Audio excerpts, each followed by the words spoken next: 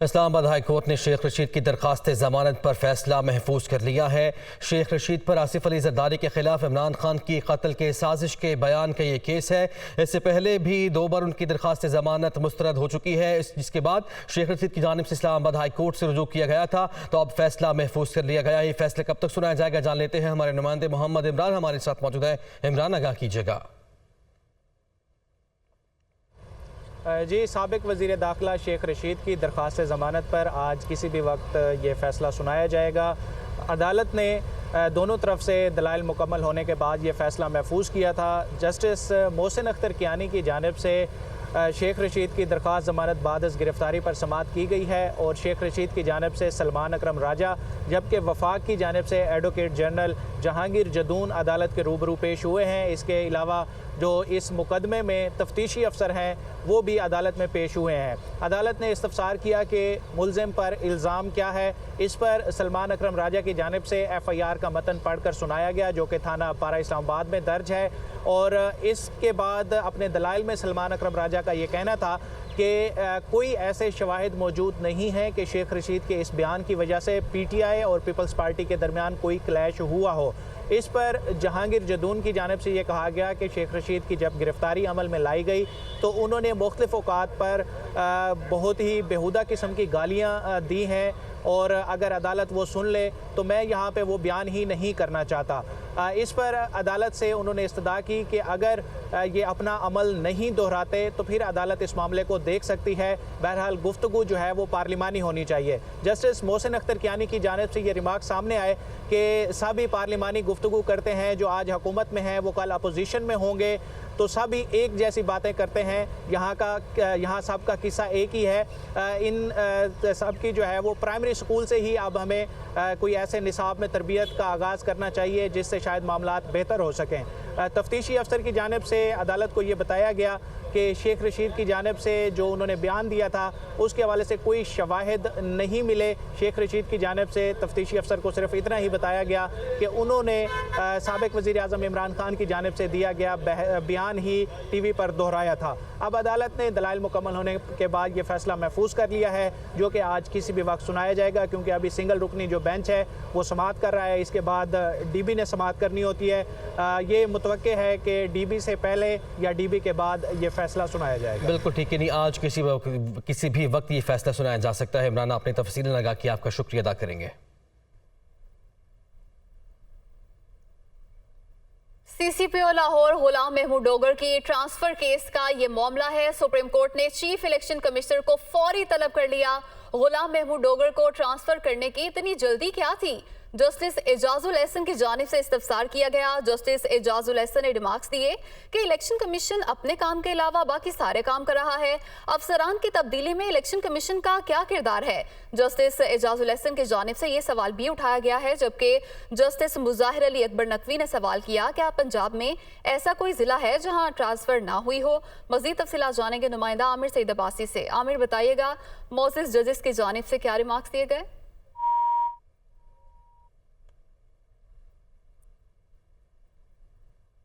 आमिर सईद से तफसीलात जानेंगे। अभी आपको बताएं कि CCPO लाहौर गुलाम महमूद डोगर की ट्रांसफर केस का ये मामला है और सुप्रीम कोर्ट ने चीफ इलेक्शन कमिश्नर को फौरी तलब कर लिया है।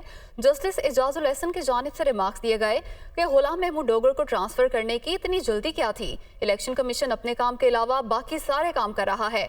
जस्टिस एजाजुल एहसन की जानिब से ये सवाल भी उठाया गया कि अफसरान की तब्दीली में इलेक्शन कमीशन का क्या किरदार है?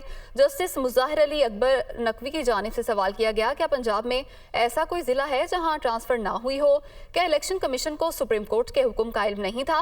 जस्टिस एजाजुल एहसन का इस्तफसार। सुप्रीम कोर्ट ने चीफ इलेक्शन कमिश्नर को फौरी तलब कर लिया है। CCPO लाहौर गुलाम महमूद डोगर की ट्रांसफर केस का ये मामला है और सुप्रीम कोर्ट ने चीफ इलेक्शन कमिश्नर को फौरी तलब कर लिया है।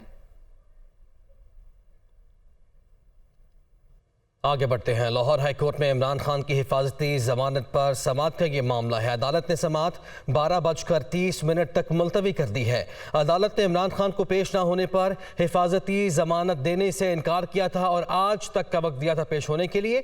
अदालत ने इमरान खान के वकला को आज तक की मोहलत फराहम की थी, जिस पर आज समाअत हुई। इमरान खान के वकील अजहर सदीक की जानिब से दलाइल दिए गए और अब 12:30 बजे तक का वक्फा है समाअत में। लाहौर हाई कोर्ट में इमरान खान की हिफाजती जमानत पर समाअत हुई है। अदालत ने समाअत 12:30 तक मुलतवी कर दी है। अदालत ने इमरान खान को पेश न होने पर हिफाजती जमानत देने से इनकार किया था।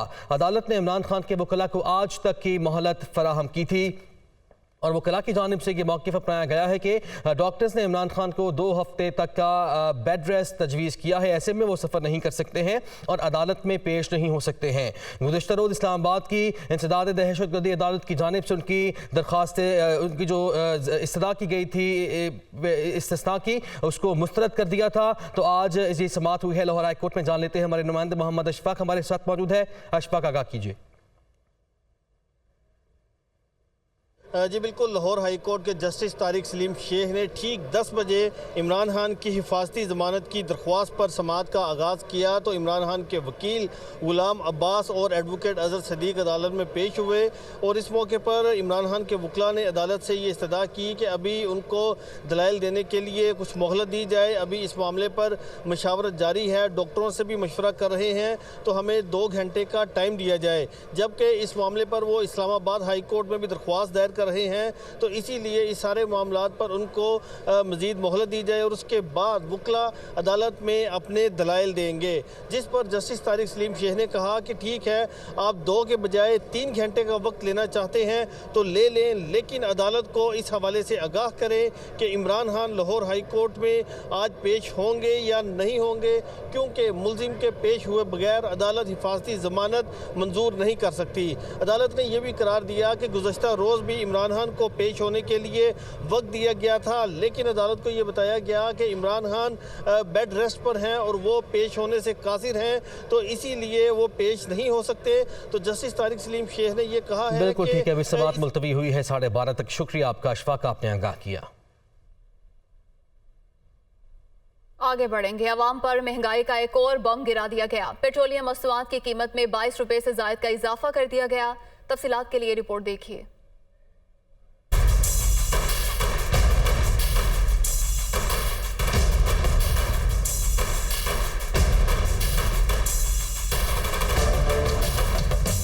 बढ़ती महंगाई की दुहाई देते अवाम पर एक और वार। पेट्रोलियम मसनूआत की कीमतों में होशरुबा इजाफा कर दिया गया। पेट्रोल की फी लीटर कीमत 22 रुपए 20 पैसे बढ़ा दी गई।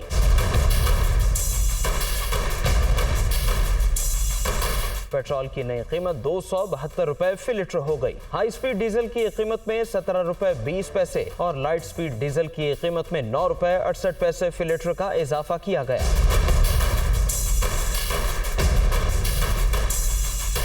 वफाकी हुकूमत की जानिब से मट्टी के तेल की कीमत में भी 12 रुपए 90 पैसे का इजाफा किया गया है। शहरियों का कहना है कि बढ़ती महंगाई में पेट्रोलियम मसनूआत की कीमतों में इजाफे से महंगाई की नई लहर आएगी। हुकूमत कीमतों में इजाफा फिलफौर वापस ले। सिर्फ पेट्रोलियम मसनूआत की कीमतें ही नहीं बल्कि गैस की कीमतें भी बढ़ा दी गई हैं। निर्खों में 16 से 113% तक का बड़ा इजाफा किया गया है। गैस की कीमतें भी बढ़ा दी गईं। निर्खों में 16 से 113% तक इजाफा कर दिया गया। घरेलू सार्फिन को 12 मुख्तलिफ कैटेगरीज में तकसीम किया गया है। प्रोटेक्टेड सार्फिन से 50 रुपए माहाना इजाफी वसूल किए जाएंगे। नॉन प्रोटेक्टेड सार्फिन से 500 रुपए माहाना इजाफी वसूल होंगे। कमर्शियल सार्फिन के लिए गैस 28.6% महंगी की गई है। पावर सेक्टर के लिए गैस की कीमत 22.8% बढ़ा दी गई। सनतों के लिए गैस 34, फर्टिलाइजर के लिए 46% गैस महंगी की गई। सीमेंट सेक्टर के लिए गैस 17.46% महंगी की गई। गैस की नई कीमतों का इतलाक 1 फरवरी से 30 जून तक किया गया है। मिनी बजट के बाद पेट्रोल भी महंगा हो गया। शहरियों की परेशानी में इजाफा हो गया। शहरियों का कहना है कि पेट्रोल महंगा होने के बाद सब कुछ महंगा हो जाएगा। हुक्मरानों को अपनी पड़ी है, किसी को महंगाई की फिक्र नहीं। अब ये पेट्रोल इन्होंने महंगा कर दिया है, तनख्वाहें इतनी कम है, अब क्या गरीब बंदा क्या करे? कुछ रहम करे अवाम के ऊपर काइंडली। बस महंगाई बढ़ती जा रही है, अवाम पे बोझ बढ़ता जा रहा है। आमदनी कम है, खर्चे ज़्यादा होते जा रहे हैं। हालात ऐसे हैं, बस इसके बारे में हम कुछ भी नहीं कह सकते। अल्लाह ताला हम पर अपना फजल करे, अपना करम करे। बाकी अल्लाह ताला हिदायत दे हमारी हुक्मरानों को भी, और अल्लाह ताला हमें भी हिदायत दे। जो सफ़ेद पोश बंदा है ना, वो बहुत ज़्यादा पिस रहा है इस टाइम। कोई मामलात नहीं है। बच्चों की रोटी पूरी करे, किचन चलाए, या इस प्रॉब्लम चक्रों में पड़े। मजदूर आदमी की तनख्वाहें नहीं बढ़ रही और जो महंगाई है वो दिन ब दिन बढ़ती जा रही है।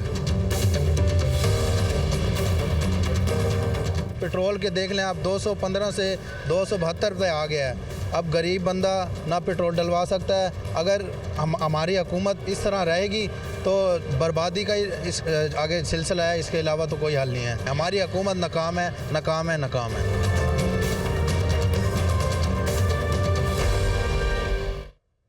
तो महंगाई के इस दौर में हर कोई परेशान दिखाई दे रहा है। महंगाई ने शहरियों की मुश्किलात मजीद बढ़ा दी हैं। मिनी बजट आने से ये मुश्किलात कम होने की बजाय मजीद बढ़ती हुई दिखाई दे रही हैं। मिनी बजट शहरियों पर क्या असर डालेगा, तफसील के लिए रिपोर्ट देखिए। बढ़ती हुई महंगाई से आवाम की मुश्किलात में इजाफा ही होता चला जा रहा है। अब मिनी बजट में 170 अरब के नए टैक्सेस आयद किए जा रहे हैं। हुकूमत IMF की शराइत की जानिब ही देखती रहेगी, आवाम की मुश्किलात का हल भी सोचेगी। इस हवाले से अरकान पार्लियामेंट क्या कहते हैं, आइए जानते हैं। वफाकी हुकूमत की जो कुल आमदन है सूबों को देने के बाद, वो सूद के अखराजात भी पूरे नहीं करती, यानी डेट सर्विसिंग को भी पूरी नहीं करती। ये बोझ अवाम पर पड़ेगा। यही चीज़ें कर कर आप मुल्क को, मईशत को इस्तेहकाम देंगे। कोई आसान रास्ता नहीं है। ये आए क्यों थे? मेरा इंटरप्रिटेशन ये है कि इन लोगों ने देखा कि हर चीज़ पॉजिटिव तरफ जा रही। इनको समझ आ गई कि अगर इनको हमने छोड़ दिया तो ये लोग इतना अच्छा इस मुल्क को कर देंगे कि हमारी बारी आइंदा कभी नहीं आएंगी, हमारी नस्लों की बारी नहीं आएंगी। टारगेटेड सब्सिडी देनी चाहिए उस तबके को जो बहुत गरीब है, और इस हुकूमत में यकीनन उन्हें उम्मीद रखनी चाहिए। और सेकंड सबसे इम्पोर्टेंट ये होगा कि टैक्स नेट में इजाफा किया जाए। IMF ने बड़ा टफ टाइम दिया है, पाकिस्तानी इंतज़ामिया को बहुत टफ टाइम दिया है और अपने कड़ी शराइत मनवाई हैं। तो यकीनन ये कड़ी शराइत तो माननी भी है। इस मुश्किल सूरत-हाल से निपटने का वाहिद रास्ता ये है कि आपस में अच्छी यकजहती होनी चाहिए। हमें तो इकोनॉमी को खड़ा करना होगा ना, मुल्क में प्रोडक्शन बढ़ानी होगी, मुल्क को इंडस्ट्रियलाइज करना होगा, मुल्क को वहाँ ले जाना होगा जहाँ 1950 में था। हुकूमती अरकान कहते हैं कि मौशी इस्तेहकाम के लिए मुश्किल फैसले नागुज़ीर हैं। दूसरी जानिब अपोजिशन का कहना है कि महंगाई का नारा लगाकर आने वाली PDM हुकूमत के पास अवामी रिलीफ का कोई हल मौजूद नहीं। नाकामी का मलबा तहरीक इंसाफ पर डाला जा रहा है। कैमरामैन अंजुम फातमी के साथ मरियम इलाही, दुनिया news, parliament house, Islamabad. Imran Khan का कहना है कि मिनी बजट से महंगाई का तूफान आएगा। पाकिस्तान तेजी से दलदल में फंस रहा है। डिफॉल्ट रिस्क श्रीलंका के स्टेज पर पहुंच गया। कैंसर का इलाज डिस्प्रिन से किया जा रहा है। IMF से मुआहदे के बाद भी मुल्क ठीक नहीं होगा। वो वीडियो लिंक के जरिए खिताब कर रहे थे। मिनी बजट है, इससे एक अवाम के ऊपर एक पूरा मजीद और महंगाई का बोझ पड़ने लगा है। मुल्क के मसलों का हल सिर्फ एक है, वो इलेक्शंस करवाएं और अवाम के मैंडेट से एक हुकूमत लेके आए, जो हुकूमत फिर वो फैसले करे मुल्क के लिए जो मुश्किल फैसले हैं। हमारा जो डिफॉल्ट रिस्क रेशो, हम अब वो श्रीलंका की स्टेज के ऊपर पहुंच गए हैं, यानी वो डिफॉल्ट के उतना करीब पहुंच गया। जो आज हालात हैं, इसके अंदर अगर हम ये समझ रहे हैं कि IMF के हम ये बातचीत मान जाएंगे, उससे मुल्क ठीक हो जाएगा, इस खुशफहमी में कोई ना रहे, क्योंकि जो मुश्किल हालात अब ये मजीद और बिगड़ेंगे। एक तरफ कौम की कमर तोड़ दी है महंगाई और बेरोजगारी से, दूसरी तरफ 90 रुपए जो रुपया गिरा है डॉलर के मुकाबले में, अभी इसकी मजीद महंगाई आनी है। ये जो सारे 30 साल से मुल्क का पैसा चोरी करके, मनी लॉन्ड्रिंग करके बाहर लेके गए हैं, पाकिस्तान के मुकाबले में इनके पैसे में 90 रुपए ज्यादा अमीर हो गए हैं। कौम के ऊपर सारा बोझ, खुद अपनी करप्शन के केसेस माफ, और कोई आगे रास्ता भी नहीं है, रोड मैप भी नहीं है। समझ जाएं कि इनके पास कोई अगला आगे का रास्ता नहीं है। ये अगर समझ रहे हैं कि इससे आप IMF के डॉलर्स आ जाएंगे, तो वो ये ऐसे समझें कि ये कैंसर का इलाज डिस्प्रिन से हो रहा है। हमारे सामने अब सिर्फ 2 रास्ते हैं। हम चुप करके अब इंतजार करें कि मजीद मुल्क तबाही की तरफ जाए, या हम एक पुरअमन एहतजाज की तहरीक के अंदर सब शामिल हो। आइन आपको कहता है कि 90 दिन में इलेक्शन करवाई जाए। इसको कहते हैं बनाना रिपब्लिक, जिधर जंगल का कानून होता है उधर मुल्क को धकेला जा रहा है। हम ये कभी होने नहीं देंगे। Welcome back. वज़ीर आज़म शहबाज शरीफ लाहौर से तुर्किया के लिए रवाना। वज़ीर आज़म शहबाज शरीफ तुर्किया के सदर से मुलाकात करेंगे। वज़ीर आज़म तुर्किया के अवाम के साथ इजहार यकजहती करेंगे। इसी पर बात करेंगे। Deputy bureau chief Hasan Raza हमारे साथ मौजूद हैं। हसन, बताइएगा वज़ीर आज़म की तुर्की में क्या मसरूफियात होंगी? जी बिल्कुल, वज़ीर-ए-आज़म मोहम्मद शहबाज शरीफ 2 रोज़ा दौरे पर तुर्किया रवाना हो चुके हैं। पाकिस्तान में तुर्किया के सफ़ीर मोहम्मद ताजा जी और कौंसल जनरल अमीर ने वज़ीर-ए-आज़म को रुखसत किया है। वज़ीर आज़म शहबाज शरीफ अपने बयान के दौरान वज़ीर आज़म तुर्किया के सदर रजब तैयब एर्दोगान से मुलाकात करेंगे और ज़लज़ले से कीमती जानों की ज़िया और बड़े पैमाने पर होने वाले नुकसान और पूरी पाकिस्तानी कौम की जानिब से ताज़ियत का इजहार भी करेंगे। वज़ीर आज़म मुश्किल की इस घड़ी में तुर्किया की अवाम के साथ खड़े होने और इमदादी कार्रवाइयों में हर मुमकिन ताउन जारी रखने के लिए पाकिस्तान के पुख्ता आज़म का अदा भी करेंगे। इसके साथ साथ वज़ीर आज़म जनूबी तुर्की में ज़लज़ले से मुतासर इलाकों का दौरा भी करेंगे और इलाके में तैनात Pakistan search and rescue team और ज़लज़ला मुतासरीन से भी मुलाकात। जी हसन रज़ा, बहुत शुक्रिया।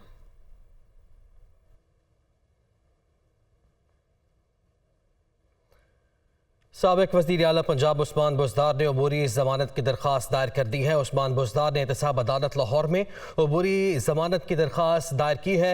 नैब लाहौर ने उस्मान बुज़दार को आज पेश होने का हुक्म दे रखा है। साबिक वज़ीर आला पंजाब पर मुबैना करप्शन और दीगर करप्ट प्रैक्टिस का इल्ज़ाम है, तो नैब की जानिब से उन्हें आज तलब किया गया था। लेकिन अभी खबर ये सामने आ रही है कि साबिक वज़ीर आला पंजाब सरदार उस्मान बुज़दार ने अबूरी ज़मानत की दरख्वास्त दायर कर दी है। उस्मान बुज़दार ने एहतसाब अदालत लाहौर में अबूरी ज़मानत की दरख्वास्त दायर की है। नैब लाहौर ने उस्मान बुज़दार को आज पेश होने का हुक्म दे रखा है, लेकिन फिलहाल वो पेश नहीं हुए हैं। साबिक वज़ीर आला पंजाब सरदार उस्मान बुज़दार, जिन पर करप्ट प्रैक्टिसेस और मुबैना करप्शन का ये इल्ज़ाम है, नैब की जानिब से उन्हें आज तलब किया गया था, वो ताहाल पेश नहीं हुए हैं। साबिक वज़ीर आला पंजाब सरदार उस्मान बुज़दार ने अबूरी ज़मानत की दरख्वास्त दायर कर दी है।